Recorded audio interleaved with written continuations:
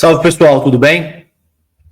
Gente, vamos lá. Eu decidi falar sobre esse tema porque com o início do julgamento aí do Jair Bolsonaro e dos outros golpistas, essa vai ser uma estratégia, já vem sendo uma estratégia recorrente da extrema-direita, no sentido de tentar caracterizar o país como uma ditadura da toga, enfim, o STF aliado com o Partido dos Trabalhadores, tentar qualificar o Alexandre de Moraes como um ditador e esse tipo de coisa, tá? Vamos lá, gente. Eu resolvi utilizar como exemplo a questão da mulher que pichou a estátua da Liberdade. Ela é uma cabeleireira, a Débora Rodrigues Santos, que escreveu ali "Perdeu Mané" com um batom em vermelho na estátua da Justiça durante o plano golpista ali do 8 de janeiro, como vocês muito bem sabem. Muito bem, o que aconteceu até agora é o seguinte, gente. Toda a extrema-direita está dizendo que o Moraes pesou na mão, que ele estaria aí condenando uma mãe de 2 crianças a uma pena absurda, que tudo isso não faz o menor sentido, porque ela cometeu um crime menor, que seria apenas pichar uma estátua e tal. Isso não faz sentido, seria um exagero. Será mesmo? Vamos dar uma olhada, entender essa situação. Primeiro que o Moraes, ele é o relator do caso. Ele não decide essa questão de forma unilateral. Ele vota, mas o voto precisa ser referendado pelos outros ministros. Isso deve ser feito até sexta-feira que vem, dia 28, meia-noite. Eles podem dar o voto aí via plenário virtual na primeira turma. Né? Até agora, só o Flávio Dino acompanhou o voto do relator, que é o Alexandre de Moraes. Ainda precisam votar o Cristiano Zanin, a Carmen Lúcia e o Fux, o Luiz Fux. Tá? Muito bem. O que acontece aí, gente? O Moraes e o Dino, só para vocês entenderem, votaram para condenar a Débora por 5 crimes: abolição violenta do Estado Democrático de Direito, golpe de Estado, dano qualificado, deterioração do patrimônio tombado e associação criminosa armada. Nós vamos chegar lá. São 14 anos de pena, dos quais 12 anos e 6 meses de reclusão e mais, acho que 1 ano e meio de detenção, mais 100 dias multa, algo assim. Né? A questão aqui é que pode parecer ela está presa desde março de 2023. Pode parecer uma pena excessiva por um crime ingênuo, que é, poxa, mas ela só pichou uma estátua, 14 anos de cadeia, é muita coisa e tal. Eu conversei com 4 diferentes advogados e juristas, formuladores de doutrina, inclusive, e os 4, não necessariamente do campo progressista, são legalistas, garantistas, gente que prega pela devida aplicação do processo legal, e que disseram, olha, me parece apropriado porque a questão é muito mais complexa do que ela parece. E é isso que eu vou tentar explicar aqui para vocês agora. Imagine que alguém cometa o crime de furto, por exemplo. Que alguém furte um veículo. Tá? Aí, a gente vai olhar aqui qual que é a pena para o furto de um carro, por exemplo. É o exemplo que eu vou formular aqui com vocês. É de reclusão de 1 a 4 anos de multa. A pena pode aumentar de 1/3 se o crime for cometido durante a noite. O furto é um crime que envolve a apropriação de algo que não é seu, sem uso de violência. O crime de furto está tipificado aí no artigo 155 do Código Penal.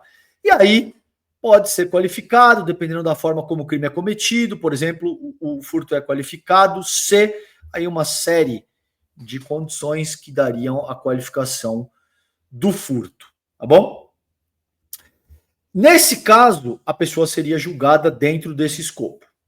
Reclusão de 1 a 4 anos e multa.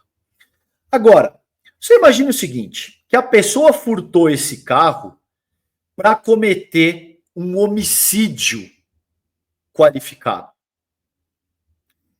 Nesse caso, a pessoa não vai ser julgada pelo furto só, única e exclusivamente pelo furto do carro.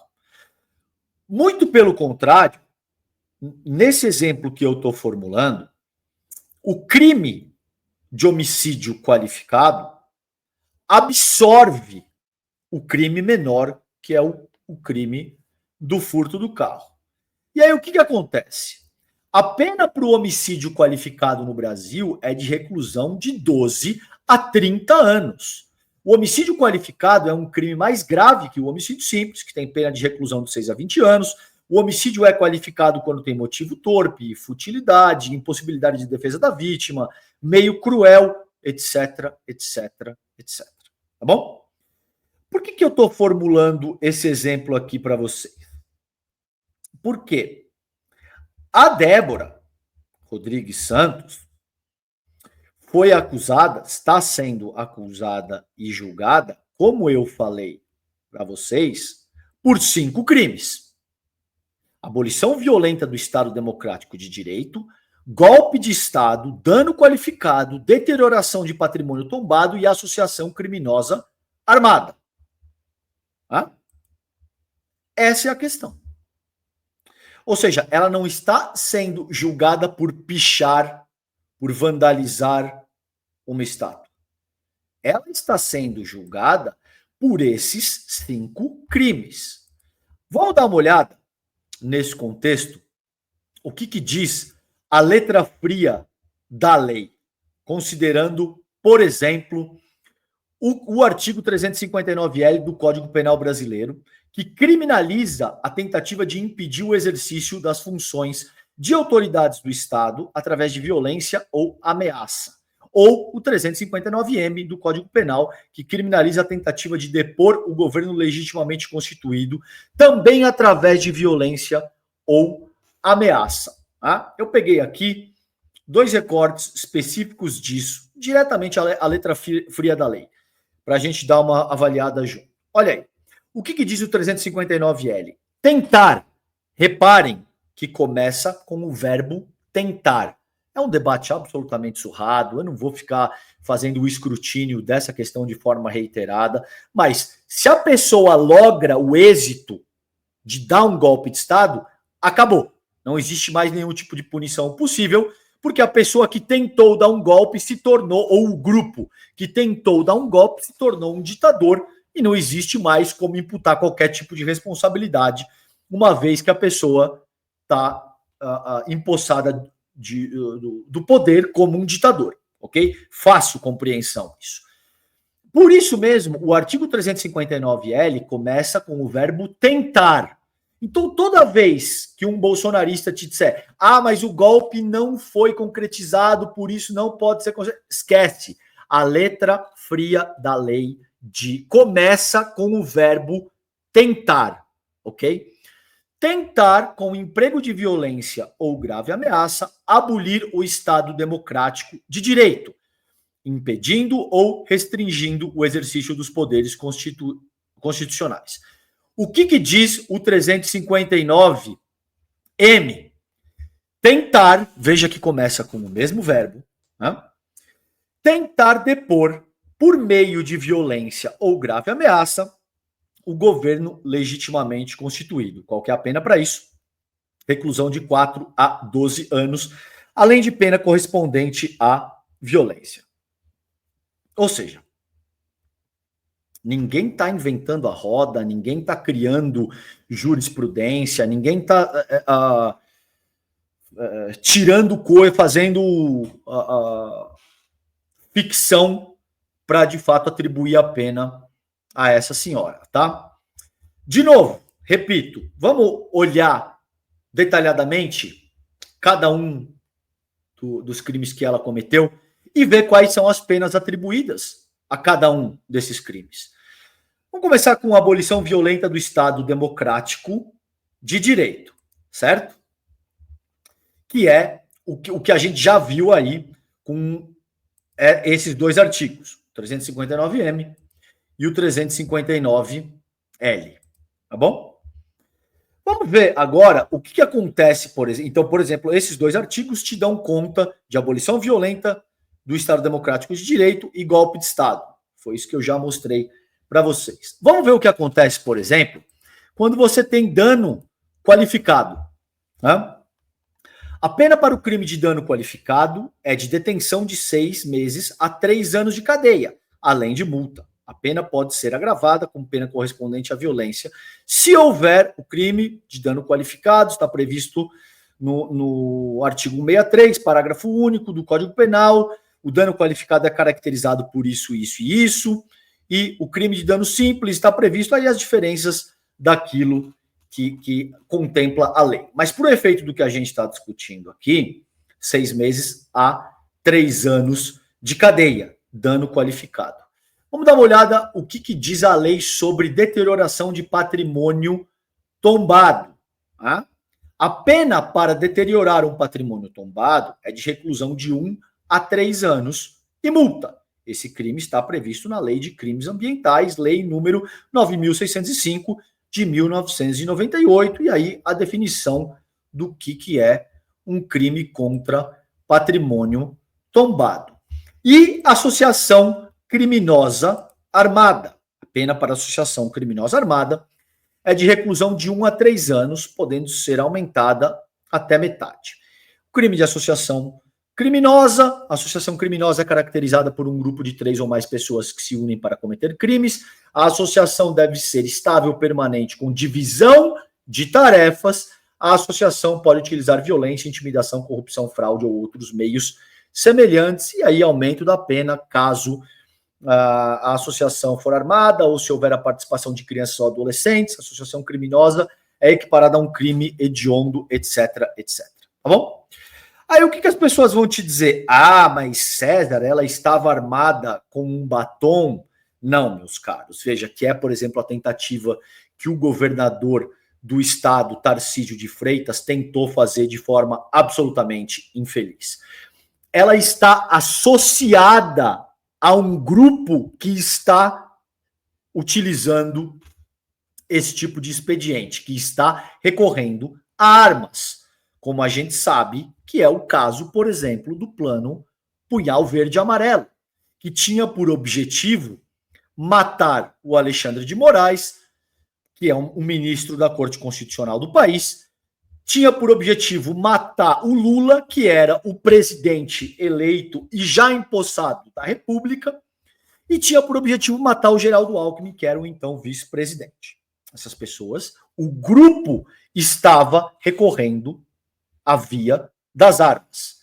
Não precisa a senhora Débora estar portando uma arma, porque ela está associada a um grupo que está recorrendo a armas. E não só armas. Esse grupo, inclusive, tentou detonar um artefato explosivo dentro de um caminhão-tanque na véspera do Natal, num aeroporto que estava completamente lotado.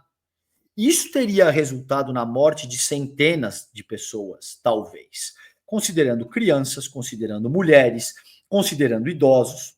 Tá? O grupo ao qual a senhora Débora estava associada atacou redes de transmissão de energia, no sentido de tentar criar um caos no país para, em seguida, declarar o artigo 142 e determinar as Forças Armadas como poder moderador. Essa tese estapafúrdia das Forças Armadas como poder moderador. Entre várias outras coisas, esse grupo ao qual a senhora Débora estava associada atacou a sede da Polícia Federal quando da diplomação do Lula. Tentou jogar um ônibus em chamas de cima de um viaduto na capital do país. Entre várias outras coisas, ok? Então, só para deixar claro, porque isso vai ser muito recorrente, o mimimi dos bolsonaristas, com base nessa linha discursiva que eu estou apresentando aqui hoje para vocês. Daqui para frente, tendo em vista o julgamento do Bolsonaro e dos outros milicos golpistas, vai ser insuportável. Então, toda vez que alguém vier com esse papo mole de que eram velhinhas com bíblias na mão, a pessoa ia dar um golpe de Estado como? Com um batom e esse tipo de fala absolutamente cretina, saibam do que isso se trata e como a explicação que eu acabei de explanar para vocês ao longo dos últimos 15 minutos se aplica nesse contexto, tá bom? Não eram velhinhas com bíblias na mão. Não era uma mãe de família de 2 filhos que só estava com um batom de forma inofensiva e despretensiosa.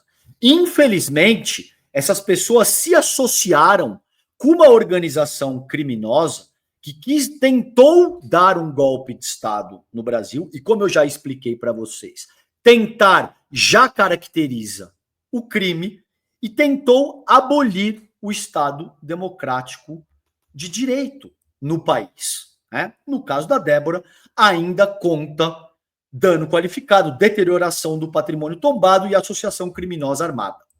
Infelizmente. Tá bom?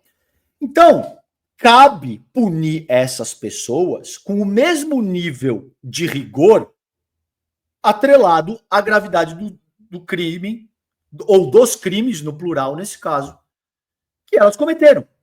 É isso que está em jogo aqui.